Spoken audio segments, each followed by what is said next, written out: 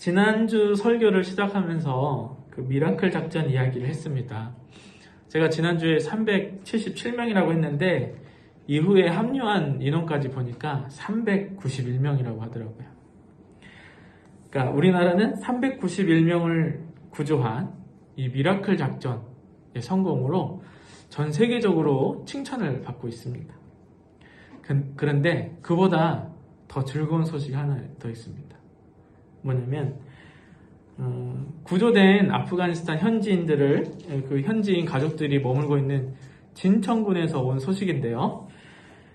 진천군청에서는 그 진천의 농민들을 위해서 그 온라인 쇼핑몰을 운영한다고 해요. 그러니까 농산품을 그 온라인에서 군청이 팔아주는 거죠.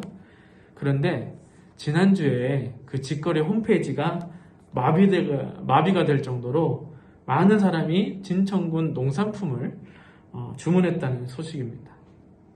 그러니까 진천 군민들이 아프가니스탄 현지 가족을 환영하고 대접한 소식이 방송을 타고 널리 알려지면서 타 지역 국민들이 진천군 농산품을 엄청나게 주문한 겁니다. 군청 공무원 인터뷰를 들어보니까 한 달 판매 실적이 단 하루 만에 다 채워질 정도로 그래서 이제 배송을 감당을 못 해가지고 홈페이지를 임시 폐쇄해야 될 정도였다고 합니다. 여러분 어때요? 훈훈한 소식 아닙니까? 진천군민은 그저 어려움 당한 이 사람들을 환영하여 대접했을 뿐인데 경제적인 유익까지 덤으로 얻었습니다. 요한복음 10장에 보면은 예수님께서 선한 목자 비유를 하시는데 그 말씀이 떠오릅니다. 내가 온 것은 양으로 생명을 얻게 하고 더 풍성히 얻게 하려 함이니라. 이렇게 말씀하신 말씀이 기억납니다. 이 진천군 소식은 사람을 살리는 일이 더욱 풍성한 기쁨의 삶을 가져오는 실제 사례가 아닐까 싶습니다. 한편으로는 한국 사회의 시민들이 얼마나 매서운 판단력을 가지고 있는지 볼 수 있습니다. 대한민국의 시민들은 이 진천 군민이 아프가니스탄 현지인을 어떻게 대할 것인가를 주목하고 있었던 것입니다. 지난 2015년에 제주도에서는 예멘 난민 수용의 문제가 이렇게 불거졌는데 그때는 온 나라가 떠들썩할 정도로 예멘 난민이 이슬람이라는 이유로 온갖 혐오의 언어들을 쏟아냈었습니다. 특히 보수 기독교인들을 중심으로 마치 우리나라가 예멘 난민 수용으로 조만간 이슬람교에 점령될 것처럼 위기감을 조성하며 난민 수용에 극구 반대했었습니다. 그로부터 6년이 지난 오늘날 이번 사건 역시 시민들의 관심이 높았습니다. 그런데 지난번과는 다르게 진천 군민은 하루아침에 삶의 터전을 잃어버린 그 연약한 아프가니스탄 현지인들을 따뜻하게 맞아주고 대접해 주었습니다. 시민들은 그 모습을 보고 감동했습니다. 그리고 자신들이 할 수 있는 아주 작은 일, 진천군의 농산물을 팔아주는 일을 한 것이죠. 이렇게 생명을 살리는 가치를 우선하면 그 생명은 더욱 풍성한 열매를 맺습니다. 생명을 살리는 실천을 통해서 물질적인 풍요는, 그러니까 생명을 살리는 실천을 통해 얻은 이런 물질적인 풍요, 이런 것은 돈으로 사는 풍요하고는 차원이 다릅니다. 생명을 살린 것을 통해 얻은 풍요는 그 속에 참된 기쁨이 가득합니다. 여러분 한번 우리가 입장을 바꿔서 진천군 농민이거나 아니면 진천군에서 농산품을 주문한 사람이라고 한번 생각해 봅시다. 파는 사람이나 사는 사람이나 다 즐거워요. 이러한 풍요 속에는 거짓이 없습니다. 내 이익을 더 챙기려고 서로 속이는 행위를 찾아보기가 어렵습니다. 오히려 손해를 보더라도 더 좋은 것을 주고 싶은 마음이 생깁니다. 이 거래 안에는 상대를 향한 감사와 사랑과 배려가 가득하기 때문입니다. 여러분 이런 모습을 보면 우리가 간접적으로나마 하나님 나라의 모습을 볼 수가 있지 않을까요? 미라클 작전과 진천군에서 들려온 좋은 소식은 먼저 그 나라와 의를 구하라. 그리하면 이 모든 것을 너에게 더하시리라 라는 말씀이 생각납니다. 우리나라는 이번에 어려움 당한 외국인을 수용하는 문제에 있어서 경제적인 유불리를 따지지 않았습니다. 오히려 하나님 나라의 핵심 가치 중에 하나인 생명 존중, 즉 사람의 생명을 구원하는 것과 의리를 지키는 공의를 우선시했습니다. 그 결과 모두가 행복하고 기쁨을 누리게 되었습니다. 또 기대하지 않았던 물질적인 풍요까지도 더해졌습니다. 미라클 작전과 진천군에서 역사하시는 하나님의 구원 사역 속에서 하나님께서는 오늘 우리에게 말씀하십니다. 먼저 하나님 나라와 의를 구하라. 그리하면 너희가 염려하며 구하던 모든 것을 너희에게 더하겠다. 라고 말씀하십니다.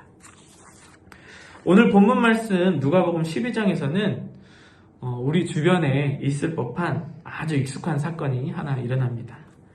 13절부터 전개되는 이야기인데 제가 조금 흥미롭게 재구성을 한번 해봤습니다. 어떤 부잣집 차남이 뭐죠? 둘째 아들 부잣집 차남이 예수님을 찾아왔습니다. 사정을 들어보니까 아버지가 이제 돌아가셨는데 유산을 물려봐야 되잖아요. 근데 이 형이 유산을 독차지하고 동생에게는 전혀 나눠주지 않는 것이 아니겠습니까? 세상에 이런 의리 없는 형이 어디 있습니까? 정말 못된 형입니다. 동생은 속이 상한 것은 둘째치고 너무 억울해서 죽을 것만 같았습니다. 어떻게 아버지 재산을 형 혼자 독차지한단 말입니까? 그래서 이 동생은 누구를 찾아갔겠습니까? 예수님을 찾아 나섰습니다. 예수님을 찾아 나섰을 때 예수님은 당시 뭘 하고 계시냐면 성경에는 수만 명, 만 명이 모였다고 했는데 정말 셀 수 없이 많은 사람들 속에서 가르치고 계셨습니다. 그 현장에 계셨어요. 이 부잣집 차남은 정말 많은 사람들이 보는 가운데 예수님을 찾아가서 예수님한테 판결을 받아가지고 형을 혼쭐 낼 심정으로 예수님에게 이렇게 하소연합니다. 선생님, 제 형에게 명령해서 아버지 유산을 나와 나누게 해주십시오. 이렇게 애타게 예수님한테 부탁을 하는 거예요. 여러분, 과연 예수님은 이 사람의 문제를 해결하기 위해 뭐라고 말씀하셨을까요? 자, 예수님 대답은 이 부잣집 차남을 당황하게 했습니다. 완전 민망하게 만들었습니다. 이렇게 예수님이 대답하십니다. 이 사람아, 누가 나를 너희 재판장이나 물건 나눈 자로 세웠느냐고 약간 꾸짖듯이 말씀하시고 바로 이어서 주위에 둘러싼 사람들한테도 말씀을 이렇게 하세요. 삼가 모든 탐심을 물리치라. 사람 생명은 그 소유가 넉넉한 데 있지 아니하니라. 이렇게 말씀하시거든요. 우리 윤진이 표현을 빌리자면 완전 개쪽. 완전 쪽팔리죠 지금. 제가 그 사람이면은 얼굴이 완전 새빨개질 것 같아요. 여러분, 예수님 대답을 어떻게 들으셨습니까? 예수님의 대답에 조금 실망하지 않으셨습니까? 우리가 이 부잣집 차남에게 감정을 이입해 보면은 예수님께 굉장히 서운합니다. 만약에 여러분이 그런 일을 당해서 예수님을 찾아갔다고 한번 생각해 보십시오. 창피함을 무릅쓰고 수많은 사람 앞에 가가지고 집안 치부를 드러내면서 예수님께 문제 해결을 요청했는데 예수님께서는 기대했던 답을 전혀 주지 않으시고 오히려 꾸짖듯이 말씀을 하셨다는 겁니다. 예수님께서는 부잣집 차남이 가진 문제를 속 시원하게 해결해 주시기보다는 오히려 사람들 앞에서 민망하게 무안을 주셨습니다. 여러분, 그런데 예수님이 정말로 이 부잣집 차남에게 무안을 주시려고 이렇게 꾸짖으셨을까요? 한번 그 뒤에 이어지는 이야기를 들어보십시오. 예수님께서 바로 이어서 이야기를 더 해주시거든요. 자, 예수님의 이야기입니다. 자, 한 부자가 있었습니다. 이 부자는 곳간에 쌓을 곳이 없을 정도로 풍성한 소출을 얻었습니다. 그래서 고민하다가 기존 곳간을 헐고 더 크게 지어서 자기 재산을 그곳에 쌓아둬야지 하고 계획합니다. 동시에 아이고 이제 새 곳간을 지어서 여러 해 먹고 마실 것들을 쌓아둘 예정이니 나중에 풍성하게 편히 쉬며 놀고 먹고 살아야겠다 하고 있었습니다. 아니 그런데 하나님께서 말씀하십니다. 으이그 이 어리석은 자야, 내 오늘 밤에 너의 영혼을 도로 찾으리니 네가 쌓아둔 것이 누구의 것이 되겠느냐 라는 이야기를 예수님이 해주십니다. 자, 이 이야기를 마치시고 예수님이 이렇게 말씀하십니다. 자기를 위하여 재물을 쌓아두고 하나님께 대하여 부여하지 못한 자가 이와 같으니라. 자, 예수님이 하신 이야기를 우리가 한번 깊이 생각해 봅시다. 잘 생각해 보면 이 이야기는 부잣집 처남에게 주시는 매우 중요한 메시지를 담고 있습니다. 먼저 자기를 위하여 재물을 쌓아두고 하나님께 대하여 부여하지 못한 자는 동생에게 유산을 나눠주지 않고 오직 자기 배를 불릴 생각만 하고 있는 누가 떠올라요? 형이 떠오릅니다. 즉, 이 형은 하나님께로부터 어리석은 자라고 평가받고 또 오늘 밤 내 영혼을 거두겠다 라고 무시무시한 경고를 받은 사람입니다. 그래서 혹시나 만약 형이 모든 것을 독차지해 가져갔지만 하나님께서 그를 하루아침에 부르신다면 그 재산은 누구의 것이 되겠습니까? 예수님은 자기를 찾아와 억울함을 호소하는 부잣집 처남에게 형이 다 가져간 그 유산에 마음을 두고 염려 속에 살지 말고 지금 네가 당장 구해야 할 것이 무엇인가에 대해서 말씀을 해주십니다. 자, 그렇다면 예수님께서 이 부잣집 처남에게 형 재산에 목매지 말고 그곳을 바라보며 염려하지 말고 지금 당장 구해야 할 것이 무엇인가 라고 말씀하시는지 한번 이어서 보겠습니다. 누가복음 12장 22절에서 32절 말씀을 제가 표준 세번역 성경으로 읽겠습니다. 예수께서 자기의 제자들에게 말씀하셨다. 자, 제자들에게 말씀하셨지만 그 자리에 누구도 있어요? 부잣집 처남도 있습니다. 그러므로 내가 너희에게 말한다.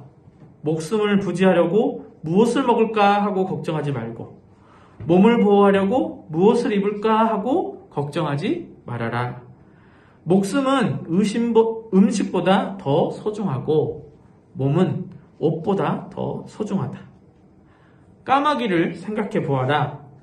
까마귀는 씨를 뿌리지도 않고 거두지도 않으며 또 그들에게는 곡간이나 창고도 없다. 그러나 하나님께서 그것들을 먹이신다. 너희는 새보다 훨씬 더 귀하지 않으냐. 너희 가운데서 누가 걱정한다고 해서 자기 수명을 한순간인들 늘릴 수 있겠느냐. 너희가 가장 작은 일도 못하면서 어찌하여 다른 일들을 걱정하느냐. 백합꽃이 어떻게 자라나는지 한번 생각해봐라. 수고도 하지 않고 길쌈도 하지 않는다. 그러나 내가 너희에게 말한다. 온갖 영화를 누린 솔로몬도 이 꽃 하나만큼은 차려입지 못하였다. 믿음이 적은 사람들아, 오늘 들에 있다가 내일 아궁이에 들어갈 풀도 하나님께서 그와 같이 입히시거든 하물며 너희야 더 잘 입히지 않으시겠느냐. 그러므로 너희는 무엇을 먹을까 무엇을 마실까 하고 애쓰지 말고 염려하지 말아라. 이 모든 것은 다 이방 사람들이 구하는 것이다. 너희 아버지께서는 이런 것들이 너희에게 필요하다는 것을 아신다. 오히려 너희는 그의 나라를 구하여라. 그러면 이런 것들을 너희에게 더하여 주실 것이다. 무서워하지 말라 적은 무리들아. 너희 아버지께서 그 나라를 너희에게 주시기를 기뻐하신다. 이렇게 말씀을 하십니다. 예수님은 부잣집 처남과 제자들 그리고 오늘을 사는 우리에게도 이렇게 말씀하십니다. 먹고 사는 염려에 마음을 두지 말고 먼저 하나님 나라를 구하는 가치 있는 인생을 살아라. 하나님께서 너의 필요를 더 잘 알고 계시며 하나님은 하나님 나라를 너에게 주시기를 기뻐하신다. 여러분, 사실 아무 염려하지 말고 하나님 나라를 구하라. 그리하면 모든 것을 너에게 더하신다. 라는 말씀을 듣고 속이 시원한 사람은 아마 거의 없을 겁니다. 우리가 경험한 세상은 아무 염려 없이 살아도 될 만큼 만만치 않다는 걸 우리가 경험적으로 다 알기 때문입니다. 그럼에도 우리 예수님은 아무 염려하지 말고 먼저 하나님 나라와 의를 구하라고 말씀하십니다. 그렇다면 우리는 이 말씀을 어떻게 받고 어떻게 삶으로 실천할 수 있을까요? 예수님은 정말 우리가 먹고 입고 집을 구해 사는데 아무 염려하지 않아도 행복하게 살 수 있다고 말씀하시는 것일까요? 이 질문에 대한 하나님의 응답을 듣기 전에 우리가 꼭 전제해야 할 중요한 사실이 있습니다. 바로 우리는 하나님의 자녀라는 것입니다. 여러분 하나님의 자녀시죠? 네. 하나님 나라에 속한 하나님의 백성이라는 전제입니다. 이게 제일 중요하거든요. 자, 여러분 사실 하나님은 여러분이 먹고 사는 문제에 굉장히 관심이 많으십니다. 우리의 필요에 민감하게 반응하십니다. 성경에 보면 하나님은 우리의 작은 신음에도 반응하시는 분이십니다. 또 예수님께서는 제자들에게 기도를 가르치시면서 일용할 양식을 구하라고 말씀하셨습니다. 하나님은 여러분이 먹고 사는 문제에 결코 무관심하지 않으십니다. 그런데도 우리에게 먹고 사는 문제에 염려하지 말라고 하신 이유는 바로 이것입니다. 하나님께서는 우리가 인생을 살면서 조금이라도 더 하나님이 주신 하늘의 풍성한 생명과 기쁨의 삶을 누리며 살기를 원하시기 때문입니다. 걱정하면서 인생을 허비하는 것보다 하나님이 주시는 하늘의 생명과 기쁨을 더 누리면서 살기를 원하시기 때문입니다. 자, 여러분이 자녀와 또 손녀, 손자가 있으니 예를 하나 들겠습니다. 아이가 생일이 됐어요. 그런데 생일을 맞이한 아이가 이 생일 파티를 즐기는 것이 아니고 엄마 아빠가 무슨 선물을 사왔을까? 할아버지 할머니가 얼마짜리 선물을 사왔을까? 하면서 걱정하고 염려하면서 심각하게 고민하고 있는 모습을 여러분 한번 상상해 보십시오. 얼마나 부자연스럽습니까? 이미 엄마 아빠 또는 할머니 할아버지가 아이가 좋아할 만한 선물은 다 준비해 놨는데 이 아이가 선물 걱정이 돼갖고 뾰루통해가지고 생일상에 앉아있다면 얼마나 웃긴 일이겠습니까? 우리가 먹고 사는 염려로 가득한 모습은 마치 이와 비슷합니다. 여러분 시인들은요 우리 인생이 선물이요 축복이라고 말합니다. 또 우리 삶은 예술과 같으며 세상 그 어떤 삶도 하찮은 삶이 없다고 말합니다. 우리는 하나님으로부터 이렇게 선물로 또는 복으로 인생을 누리고 있는데 이 아름다운 인생을 염려로 가득 채운다면 생일잔치에 뾰루통에서 울상 짓고 있는 애늙은이 같은 아이와 무엇이 다르겠습니까? 그럼에도 우리는 하나님 말씀과 달리 늘 먹고 사는 염려로 하루하루를 살아갑니다. 우리가 사는 이 세상은 구조적으로 나는 그렇게 살고 싶지 않아요. 나도 인생 즐기고 아름다운 인생 살고 싶어요. 그러나 우리 세상이 구조적으로 먹고 사는 염려에 매몰되게 만듭니다. 예수님 당시와 달리 현대사회는 이 돈이나 부동산, 주식과 같은 이 자본이라고 하는 것이 주님이 된 자본주의 사회입니다. 이렇게 돈이 주님이 된 사회는 앞선 예수님 말씀과 정반대 이야기를 하고 있거든요. 제가 한번 이 자본주의의 사람이 돼서 이 감정이입을 해서 한번 말해보겠습니다. 자본주의 사회는 우리에게 이렇게 말합니다. 먹고 사는 문제가 제일 먼저다. 일단 돈이 있어야 부동산이 있어야 주식이 있어야 사는 거다. 네가 부자가 된 다음에야 염려 없이 살 수 있다. 그러니 어떻게든지 악착같이 돈을 많이 벌고 돈은 가만히 있으면 안 돼. 돈을 가만히 두지 말고 부동산이나 주식에 투자해서 염려 없는 삶을 살라. 라고 이야기를 합니다. 자, 자본이 주님된 나라는, 이 자본주의 사회에서는 마치 돈이나 부동산, 주식과 같은 자본이 없으면 금방이라도 죽을 것처럼 이야기를 하고 있습니다. 그런데 하나님 나라는 정반대된 이야기를 하고 있습니다. 여러분, 방금 자본주의가 이야기하는 것처럼 자본이 주님된 나라가 하는 말들이 과연 진실한 것인지 따져보겠습니다. 정말로 돈이, 부동산이, 주식이 사람을 살리거나 생명을 풍요롭게 하는지 생각해 봅시다. 우리나라에서 가장 돈이 많은 사람이 누구죠? 이재용 삼성전자 부회장일 겁니다. 여러분, 그가 염려 없이 사는 사람처럼 보이십니까? 돈이 엄청나게 많으니까 염려 없이 인생을 풍요롭게 누리며 사는 것 같아 보이십니까? 아버지 재산 한 푼이라도 더 물려받으려고 주가를 조작하고 권력에게 뇌물을 줘서 감옥에 들락날락거리고, 카메라 앞에서 뭐 진실인지 진정인지 거짓인지 모르겠지만 고개를 숙이는 모습을 보면서도 여러분, 그런 삶이 부러우십니까? 제가 어디 가서 이런 말 하면은 감옥에 가도 좋으니까 이지용처럼 돈에 파묻혀 살면 좋겠다 라고 말하는 사람도 더러 있습니다. 자, 그 사람은 자본이 주님된 나라에 마음을 두고 사는 사람이라고 볼 수 있어요. 여러분, 근데 또 최근에 돈 때문에 얼마나 많은 사람이 죽어가는지 아실 겁니다. 기업들이 돈을 아끼려고 노동자의 안전을 보장하지 않아 많은 노동자가 죽어가고 있습니다. 지난해 우리나라에서 산업재해로 사망한 사람이 2,062명입니다. 그 중에 안전사고로 사망한 사람은 882명이고요. 하루에 평균 2.4명이 죽었습니다. 이는 선진국인 영국의 10배가 되는 수치거든요. 오늘 또 어디선가 노동자가 죽는다는 이야기입니다. 우리는 얼마 전까지만 해도 20, 30대 청년들이 위험한 산업 현장에서 안전조치가 제대로 이루어지지 않아 철판에 깔리거나 컨베이어 벨트에 몸이 껴 목숨을 잃는 뉴스를 보았습니다. 그리고 최근 택배 노동자들이 과로로 사망한 뉴스도 많이 보았습니다. 여러분, 어디 죽음의 문제만 있습니까? 우리 사회에서 부동산 투기니 주가 조작이니 하는 범죄가 끊이지 않습니다.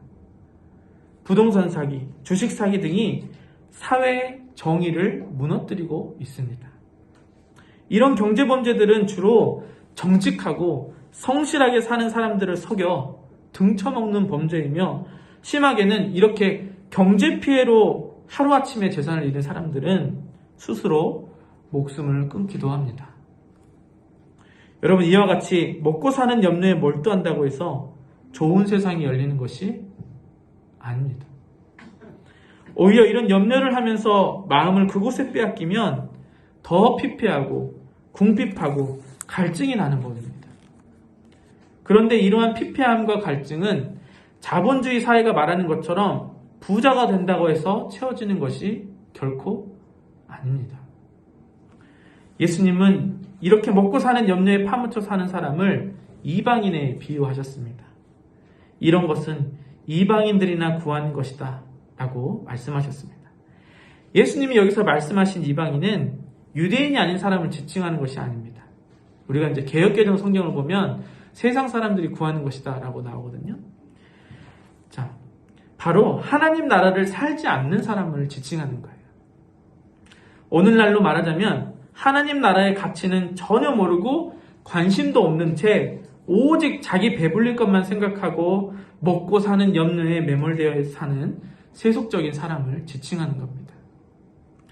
여러분, 다시 말씀드리지만 여러분은 이방인이 아니라 하나님 자녀의 권세를 가진 자요, 하나님 나라에 속한 백성입니다. 아무 염려하지 말고 먼저 하나님 나라와 의를 구하라는 예수님 말씀은 그냥 아무것도 하지 말고 아무 걱정, 근심, 염려 말고 가만히 누워갖고 하늘에서 열매 떨어지기를 기대하라는 말씀이 아닙니다. 예수님의 말씀은 매일 하나님이 베푸시는 보이지 않는 은혜에 감사하며 오늘 하루도 일할 수 있음에 감사하며 돈, 부동산, 주식과 같은 세속적인 염려에 온 마음을 빼앗기지 말고 하나님 나라를 바라보며 그곳으로부터 오는 소망을 누리면서 기쁨과 희망에 찬 삶을 살라는 말씀입니다.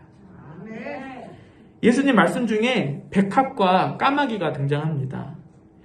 여러분, 우리가 이제 성경을 그냥 무심코 읽으면 백합이 우리나라에서 이게 꽃집 가면 다 있잖아요. 예, 그런 온실속 화초로 흔하게 생각하지만 이 팔레스타인 지역, 그러니까 예수님 당시에 그 지역에서는 백합은 골짜기 같은 곳에서나 겨우 발견할 수 있는 드문 꽃입니다. 팔레스타인은 온실처럼 꽃이 잘 자랄 수 있는 환경 조건이 아닙니다. 이 팔레스타인에서 나는 백합은 골짜기에서 자연으로부터 얻는 양분을 먹고 돌 무더기 사이를 뚫고 나와 겨우 아름다운 꽃을 피웁니다. 자, 우리나라로 치면은 약간 이 민들레 같은 꽃이에요. 여러분, 민들레 피는 거 보세요. 아스팔트 뚫고 나와서 꽃을 피우잖아요. 이렇게 민들레나 팔레스타인 지역의 백합이 꽃을 피우는 과정은 우리 인생과도 같습니다. 우리도 하나님이 주시는 보편적인 은혜를 누리며 하루하루 성실하고 정직하게 노동하며 꽃을 피우고 열매를 맺습니다. 여러분, 또 까마귀는 가만히 앉아서 먹고 삽니까? 부지런히 날개짓해서 먹이를 찾아다니며 먹고 삽니다. 하나님께서는 까마귀가 먹고 살 수 있는 자연 환경과 자연 법칙을 주셨고 까마귀는 날개짓을 부지런히 하면서 먹고 삽니다. 까마귀가 사는 모습도 우리 인생과 같습니다. 우리도 날개짓을 하며 정직하고 성실한 노동을 하는 것이 자연스러운 겁니다.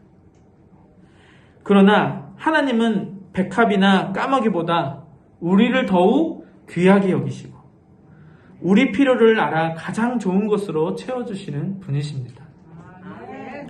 하나님께서는 우리가 비록 돈이 주님이 된 자본주의 나라 속에서 이 두 발을 짚고 살고 있지만 우리가 고개를 들어서 하나님 나라를 바라보며 소망 속에 살기를 원하십니다. 세상은 우리에게 돈이 최고다. 뭐니 해도 돈이 최고고 부동산이 최고고 좋은 주식을 사야 된다 라고 말하지만 하나님 나라는 우리에게 아니, 돈보다 생명이 먼저야. 돈, 부동산, 주식으로 이익을 얻는 것보다 하나님의 정의가 먼저야. 나만 사랑하고 내 배를 불리는 것보다 어려움 당한 이웃을 사랑하는 것이 먼저야. 서로 경쟁하며 경쟁자를 죽이는 전쟁과 같은 세상보다 평화를 만드는 것이 먼저야 라고 말씀합니다. 사랑하는 함양하늘교회 교우 여러분, 여러분은 지금 어느 나라의 백성입니까? 돈, 부동산, 주식이 주님이 된 그런 자본주의의 나라에 살고 계십니까? 아니면 하나님의 생명과 정의, 사랑과 평화가 주인된 하나님 나라에 살고 계십니까? 자, 오늘 말씀의 결론입니다. 다시 소론에서 이야기했던 진천군 이야기를 해보겠습니다. 이번 진천군 사례는 자본주의 사회인 우리나라가 평소에 행하던 경제적 합리성을 먼저 따지지 않았습니다. 어려움 당한 사람을 구원하자는 보편적인 인류의 사람에 대한 사랑이 먼저였습니다. 그 결정은 모두에게 기쁨과 행복을 주었고 경제적 풍요는 자연스럽게 덤으로 딸려왔습니다. 반면 우리나라에서 가장 돈을 많이 가졌으면서 가장 돈을 많이 갖고 있으면서도 더 큰 탐욕을 부려서 감옥에 갔던 이재용 부회장은 엊그제 감옥에서 가석방됐습니다. 그런데 그 판결이 가난한 범죄자와 부자인 범죄자의 형평에 맞지 않아서 많은 국민들의 분노를 샀습니다. 또 최근에는 이 80세가 다 된 어떤 국회의원 아버지는 3,000평이나 되는 농지를 샀는데요. 그 시세 차익이 2~3배가 늘었다는 소식을 듣고 또 국민들이 화가 났습니다. 네, 이런 소식 들으면 우리가 화가 나죠. 여러분, 우리는 오늘도 자본이 주님된 나라와 하나님 나라가 공존하는 세상에 우리가 발을 딛고 살고 있습니다. 하나님께서는 이런 상황 속에서 우리가 고개를 들어서 어디를 보라고요? 통장 잔고를 봅니까? 하나님 나라를 바라보며 살아가기를 원하십니다. 그 무엇보다 먼저 하나님 나라를 우선하는 삶을 살기를 원하십니다. 하나님 나라를 우선하는 삶을 살려면 일단 먹고 사는 염려를 모두 주께 맡겨야 됩니다. 예수님은 수고하고 무거운 짐진 자들아 내게로 오라 내가 너희를 쉬게 하리라 라는 말씀 다 들어보셨잖아요. 아마 다 외우고 계실 거예요. 우리는 이 말씀만 기억하는 경향이 있는데 이 뒤에 바로 이어지는 말씀도 함께 기억해야 합니다. 마태복음 11장 29절 30절 말씀인데요. 자, 수고하고 무거운 짐진 자들아 다 내게로 오라 내가 너희를 쉬게 하리라. 그 다음에 나는 마음이 온유하고 겸손하니 내 멍에를 메고 내게 배우라. 그러면 너희는 마음의 쉼을 얻을 것이다. 내 멍에는 편하고 내 짐은 가볍다. 예수님이 멍에를 메라고 하십니다. 멍에는 이 농경사회 속에서 소가 쟁기를 끌기 위해 씌우는 나무로 된 도구이거든요. 여러분, 예수님께서 쉬라는 말씀, 그리고 염려하지 말라는 말씀은 아무것도 하지 말고 가만히 누워만 있으면서 하늘에서 먹을 것이 떨어질 것을 기다리는 말씀이 아닙니다. 자, 다시 말씀드립니다. 오늘 하루도 일할 수 있음에 감사하며 성실하고 부지런한 노동을 가치 있게 여기며 온유하고 겸손한 마음으로 하나님께 받은 은혜에 감사할 줄 알며 그저 선물로 축복으로 주어진 인생을 단 한순간이라도 값지게 살라는 말씀입니다. 바로 하나님 나라를 바라보면서 그렇게 살면 인생이 얼마나 아름다워지는지 모릅니다. 이제까지 몰랐던 옆에 사람이 막 사랑스러워 보이고 옆 사람이 있어서 세상 살맛난다 생각이 또 드는 것이죠. 사랑하는 하명하는교회 교우 여러분, 하나님은 여러분이 매일같이 하나님 나라를 바라며 사는 것과 더불어서 여러분의 사랑하는 후손에게 돈보다 하나님 나라를 유업으로 물려주기를 원하십니다. 오늘 제가 설교 전에 아이들을 위해서 기도한 이유도 이거예요. 우리 아이들이 나중에 이제 여러분을 하나님 나라로 떠나 보내고 나서 적어도 우리 엄마 아빠, 할아버지 할머니는 하나님의 생명, 정의, 사랑, 평화를 실천하는 분이셨어. 우리 엄마 아빠, 할머니, 할아버지는 비록 부유하지는 않으셨지만 이 세상에 생명과 정의, 사랑과 평화를 풍성하게 하는 데 노력하신 분이셨어. 라는 말을 꼭 들으셨으면 좋겠습니다. 위대한 신앙의 유산은 바로 지금 여러분의 삶으로 물려주시는 겁니다. 오늘 이 말씀을 통해 여러분과 여러분의 자녀와 손자녀들이 가난에 처하든 풍요로운 삶에 있든 어느 순간에도 세속적인 염려에 매몰된 삶이 아니라 하나님 나라를 추구하며 하나님 나라의 기쁨과 생명의 풍요로운 삶을 누리게 되기를 주님 이름 힘입어 축복합니다. 아멘. 기도하겠습니다.